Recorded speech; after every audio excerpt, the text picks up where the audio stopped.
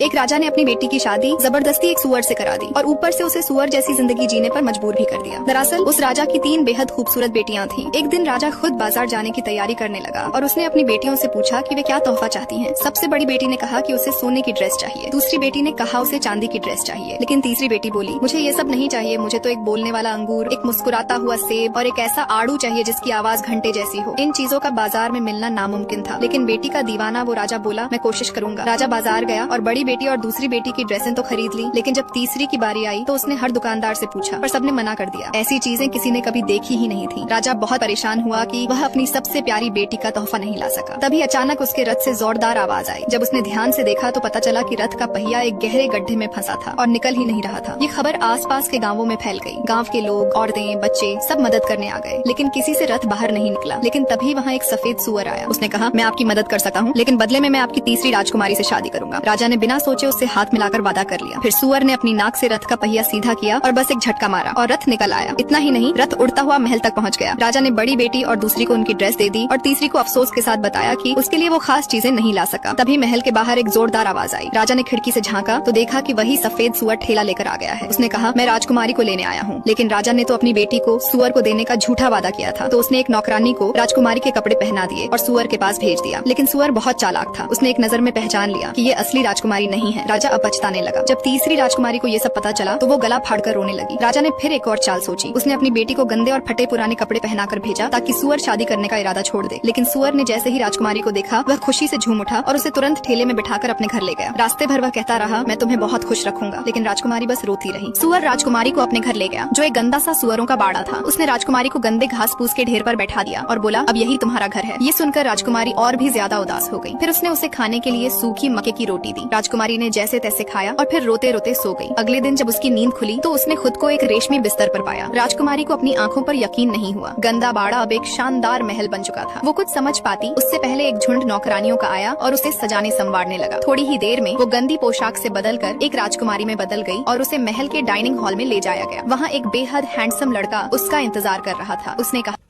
क्यों नहीं हो रही पढ़ाई? एग्जाम बगल में आ गया, लाइफ में कुछ करना है।